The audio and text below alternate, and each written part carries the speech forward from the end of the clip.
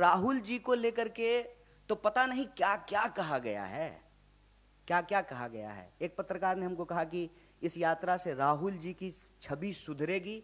हमने कहा कि आप गलत तरीके से बात को रख रहे हैं।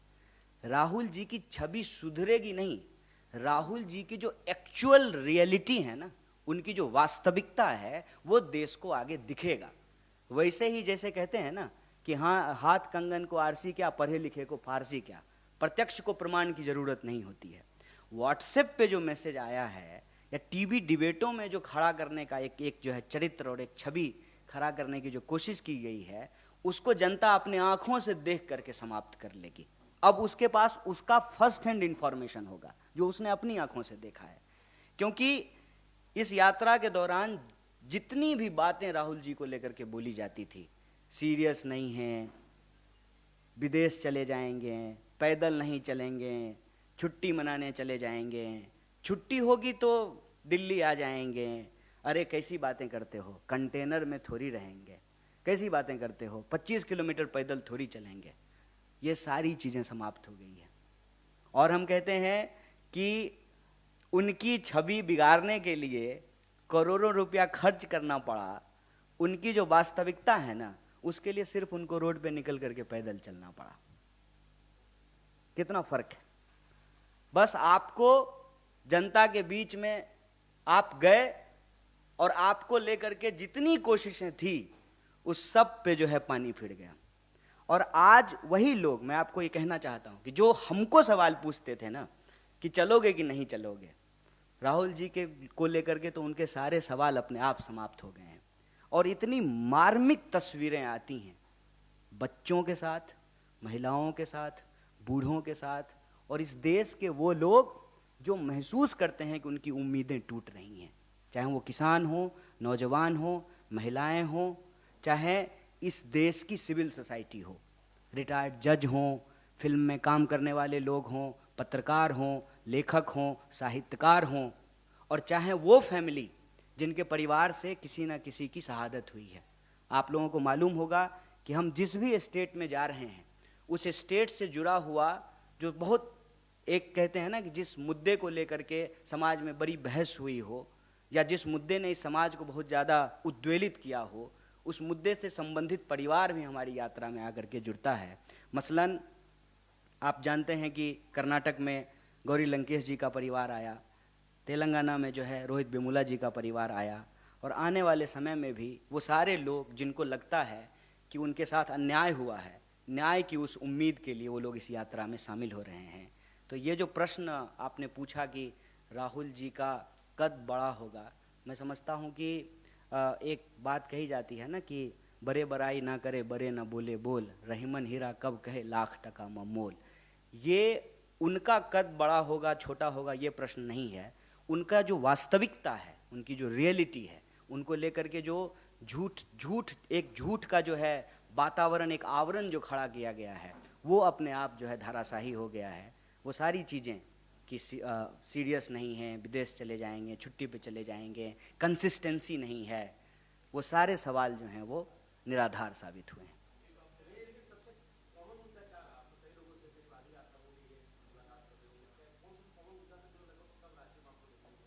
देखिए, महंगाई और बेरोजगारी, ये दो ऐसे सवाल थे जो हर जगह, मतलब आप यूँ समझ लीजिए कि जैसे हम कर्नाटक में हैं तो वहाँ एक समूह जो है वो उन राज्यों से आया जहाँ हमारी यात्रा नहीं जा रही है, तो वो प्रतिनिधित्व भी जो है जो डेलीगेशन था वो भी यही सवाल उठा रहा था। और महंगाई को लेकर के अक्रॉस द बोर्ड सारे लोगों ने जो है सवाल, ये दो मुद्दे बहुत प्रोमिनेंट हैं। इसके अलावे साउथ में हमने देखा कि एक और सवाल जो कि अब हम जब महाराष्ट्र आ गए हैं तो ये सवाल अब नहीं है, लेकिन साउथ में कहीं ना कहीं ये सवाल बार बार आ रहा था, फेडरलिज्म का क्वेश्चन। साउथ में इस सवाल को भी बहुत सारे लोगों ने आकर के उठाया कि हमारे साथ जो है कहीं ना कहीं सेंटर जो है वो पूरी तरीके से न्याय नहीं करता है। ये जो पॉलिटिकल डेलीगेशन होता था उसमें कई लोगों ने ये सवाल उठाए, जो मुझे लगता है कि अलग सवाल है।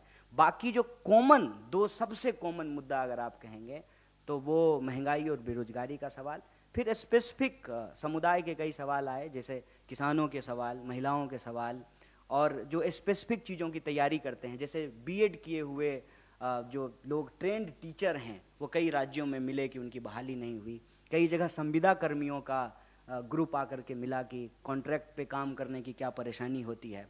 खास करके लॉकडाउन के बाद ये रियलाइज हुआ है कि अचानक से मैनेजमेंट कॉल करता है और कहता है कि अब कल से आप नौकरी पे मत आइए, तो उसकी पूरी की पूरी ज़िंदगी जो है वो अंधकार में चली जाती है। उसने ईएमआई पे अपना जो है वॉशिंग मशीन से लेकर के कार से लेकर के घर तक ले रखा है, तो वो फिर ईएमआई कैसे भरेगा।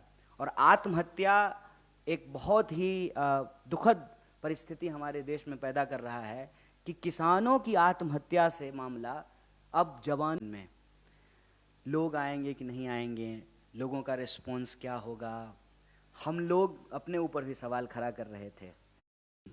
इंटर स्टेट यात्री और सेवा दल के जो कार्यकर्ता हैं और वो सारे लोग जो किसी कैटेगरी में नहीं है लेकिन इस यात्रा में चल रहे हैं कि यात्री के तौर पे, आप सभी पत्रकार साथियों का अभिनंदन करता हूं। और आप सब लोग आज आए हैं। वैसे तो पत्रकारिता में कोई दिन छुट्टी का होता नहीं है, लेकिन आज हमारी भी छुट्टी है, संडे भी है, और आप लोग जो है मेरे ख्याल से हिमाचल से भी आए होंगे, तो बड़ी मुश्किल रही होगी, फिर भी आप आए हैं, इसके लिए आपका बहुत बहुत धन्यवाद। और मैं बस आपसे कुछ चीज़ें यात्रा को लेकर के साझा करना चाहता हूं, बाकी आप जो भी प्रश्न करेंगे उसका जवाब देंगे। एक तो ये यात्रा हमारी उम्मीदों से बढ़कर अपने उद्देश्यों को पूरा करने में कामयाब होता हुआ दिख रहा है।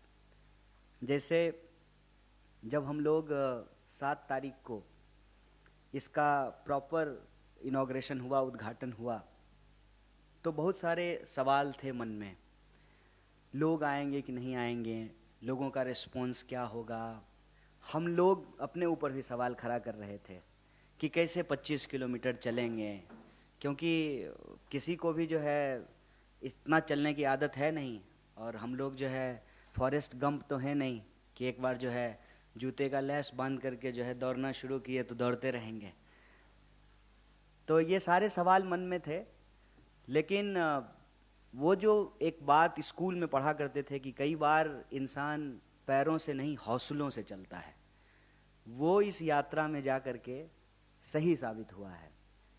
कैसे यात्रा के 60 से ज़्यादा दिन कट गए सचमुच पता नहीं चला। तकलीफ़ें हुई, अलग अलग तरह की तकलीफ़ें लोगों को हुई, लेकिन अब लोग जो है अपने शारीरिक संघर्षों से ऊपर उठ चुके हैं। मतलब कभी तो ऐसा होता है कि मजाक मजाक में कि यात्रा समाप्त हो गई है और अब जो है अपने कैंप में वापस लौटना है। लोगों को इतना चलने की आदत है कि गाड़ी सामने हो, बस सामने हो, फिर भी पैदल चलने लगते हैं। तो बीच में जो है एक जब छुट्टी होती है तो कई सारे लोग घर गए, बहुत सारे यात्री बीच में, दीपावली था तो लोग घर गए, लेकिन मैं उस वक्त भी कैंप साइड में ही था। तो कुछ जो लोग घर से लौट करके आए उन्होंने एक बड़ी मज़ेदार कहानी सुनाई कि हम लोग जा रहे थे एक मार्केट में, तो घर वालों ने कहा कि हम लोग कार से चलते हैं, तुम तो पैदल चलो, आराम से 20-25 किलोमीटर तो चल ही लेते हो, अब 20-25 किलोमीटर चलने में कोई दिक्कत नहीं है। और आज भी जब मैं इस प्रेस कॉन्फ्रेंस के लिए आ रहा था तो मेरे कुछ दोस्तों ने कहा कि इंतज़ार किस बात का, शुरू कर दो, 12-13 किलोमीटर है, 24 अकबर रोड पहुंच जाओगे, मॉर्निंग सेशन में वैसे भी तुम लोग 15 किलोमीटर चलते ही हो। तो ये यात्रा मेरे ख्याल से बहुत सहज हो चुका है, अब भारत यात्रियों के लिए भी बहुत सहज हो गया है। और ये जो बार बार मन में सवाल था ना कि लोग आएंगे कि नहीं आएंगे, लोग भी बहुत सहज हो गए हैं। 2 तरह के लोग हैं, मैं आपको साफ साफ बता दूं। एक तो वो लोग हैं जो पार्टी से सीधे तौर पे जुड़े हुए हैं, एक वो लोग हैं जो पार्टी से नहीं जुड़े हुए हैं लेकिन इस यात्रा से जुड़ चुके हैं। और उन लोगों को देखना और उनके अनुभव के आधार पे ही कुछ चीज़ें मैं आपसे साझा करना चाहता हूँ कि जो लोग अपने घरों में खड़े हैं, अपने छतों पर, दुकान के आगे, किसी कॉर्नर पर, जहाँ गांव शुरू होता है उसके मुख्य द्वार के पास मोबाइल से जो है वीडियो बना रहे हैं, उनकी आँखों को पढ़ने से इतना महसूस होता है कि ऐसी यात्रा की जरूरत थी इस देश को। और यही कारण है कि चाहे जितनी भी चुनौतियां रही हों, यह यात्रा स्वाभाविक तौर पे उन सारी चुनौतियों को एक एक करके पार करता जा रहा है। कई ऐसी परिस्थितियां थीं, जैसे जहां गर्मी बहुत होनी थी, ऐसी अपेक्षा थी कि बहुत गर्मी होगी, वहां बारिश हो गई। जहां लगा कि यहाँ पे चलना बहुत मुश्किल होगा, कई कई सारी जो है कठिनाइयाँ होंगी, वहाँ पे कुछ ऐसी परिस्थिति उत्पन्न हुई कि सब राह आसान हो गया। तो एक बात जो कुल जमा जोर हम इस यात्रा के बारे में कह सकते हैं कि यह यात्रा अपने पहले पड़ाव को पूरी तरीके से पूरा कर चुका है। और वो पहला पड़ाव है कि यात्री यात्रा के लिए सहज हो चुके हैं, यात्रा देश के लिए सहज हो चुका है, और देश यात्रा के लिए सहज हो चुका है। मैं आपसे कोई शिकायत नहीं कर रहा हूँ, क्योंकि जैसे हमारा प्रोफेशन है, आपका भी प्रोफेशन है, और हर किसी की अपनी मजबूरी होती है। लेकिन आप जानते हैं कि यात्रा को जितना दिखाया जाना चाहिए, जितना बताया जाना चाहिए, उतना दिखाया और बताया नहीं गया। फिर भी एक खास बात आप सारे लोगों ने महसूस किया होगा कि जब मोबाइल टीवी नहीं था, तब भी समाज में संवाद था, कम्युनिकेशन था। और सिर्फ इंसानों में ही कम्युनिकेशन नहीं होता है, पक्षियों में भी कम्युनिकेशन होता है, उनकी भी अपनी आवाज़ें होती हैं। आज भी हमारे समाज में वो कम्युनिकेशन मौजूद है। और ये यात्रा में चलते हुए हमको महसूस हुआ कि भले बहुत ना दिखाया गया हो, लेकिन इस देश के लगभग हर व्यक्ति को ये पता है कि यात्रा हो रही है। इसका मतलब हमारा internal communication beyond WhatsApp, TV, अखबार आज भी जिंदा है। देश की चाय के नुक्कड़ों पर, बसों में, ट्रेनों में, खेतों में, खलिहानों में, दफ्तरों में, हर जगह किसी ना किसी रूप में, किसी ना किसी दिन, सुबह या शाम, यह चर्चा निकल आती है कि भारत यात्रा हो रही है। तो भारत यात्रा ने अपना पहला पड़ाव पूरा कर लिया है। पूरे देश को पता है कि उनके सवालों को लेकर के ये यात्रा हो रही है। ये जो हमने कहा कि उनके सवाल, ये भी हमारे दिमाग में जो था वो अपनी जगह पे है, लेकिन यात्रा के दौरान जो हमने कलेक्ट किया वो ज़्यादा महत्वपूर्ण और प्रासंगिक है। उनके सवाल कहने का मतलब है कि जब महिलाएं यात्रा में आकर के जुड़ती हैं, और मैं बार बार कह रहा हूँ, जो हमारी पार्टी वर्कर नहीं हैं, वो बोलती हैं महंगाई के बारे में कि 400 के सिलेंडर जो है 1000 रुपये का हो गया है, घर चलाना मुश्किल हो रहा है। जो नौजवान जुड़े हुए हैं आपको सॉफ्टवेयर इंजीनियरिंग के पेशे से, या जो है सर्विस सेक्टर से जुड़े हुए हैं, जिस तरह से उनकी नौकरियां कम हो गई है, जॉब की इनसिक्योरिटी बढ़ी है, उसके बारे में वो बात करते हैं। जो स्टूडेंट पढ़ रहे हैं, तैयारियां कर रहे हैं, रास्ते में कई ऐसी प्राइवेट एकेडमी मिली जहां आर्मी में बहाली की ट्रेनिंग दी जाती है। वहाँ के जो है बच्चे बाहर निकल करके आए और बात किए। जो लोग सुबह, जैसे सुबह हम लोग भी वॉक करते हैं, और आप देखेंगे इस देश में संस्कृति मौजूद है कि सड़क के किनारे आपको दौड़ते हुए नौजवान मिलेंगे, तो वो यात्रा से आकर के जुड़ते हैं और बेरोजगारी के बारे में बताते हैं। किसान बड़े पैमाने पे, अलग अलग इलाके के किसान अपनी अलग अलग समस्याओं को लेकर के, जैसे कपास की खेती करने वाले किसान, सोयाबीन की खेती करने वाले किसान, वो सब आकर के जो है अपनी परेशानी बता रहे हैं। गन्ना की खेती करने वाले किसान जो है बड़े पैमाने पे आकर के अपनी समस्याएं बताएं।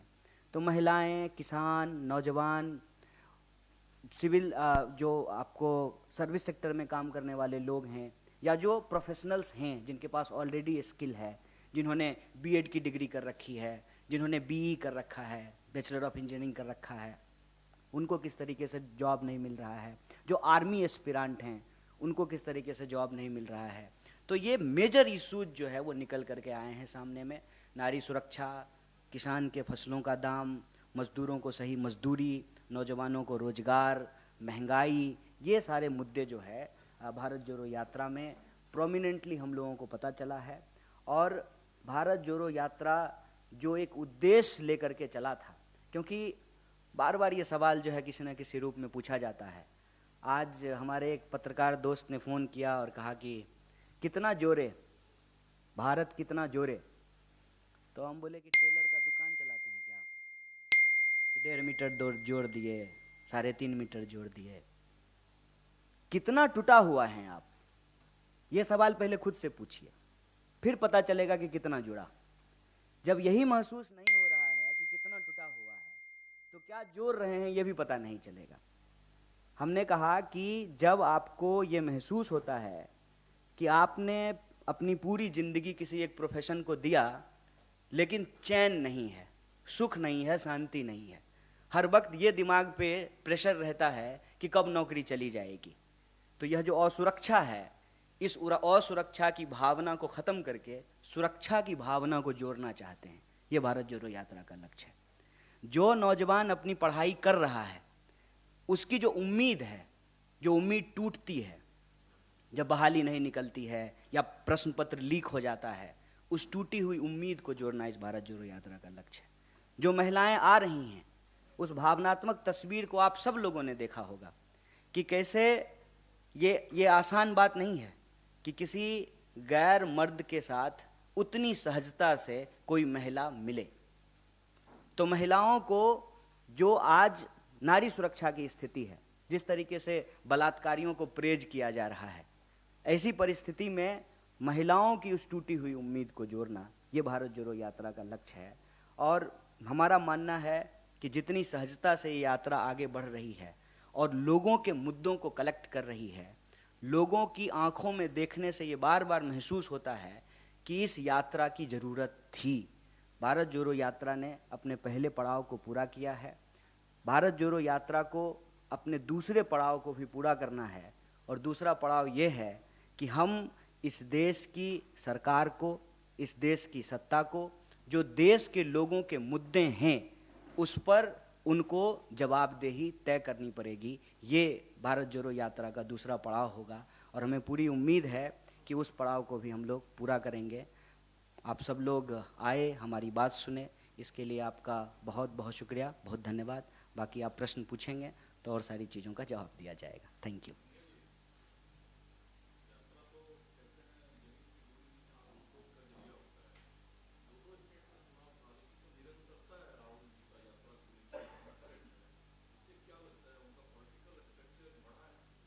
देखिए, ये एक बहुत ही मौजू प्रश्न आपने पूछा है, मैं इसको ऐसे कहूँगा, क्योंकि पहले जब मैं लोगों से बात करता था और कहता था कि हम भारत जोड़ो यात्रा में जा रहे हैं,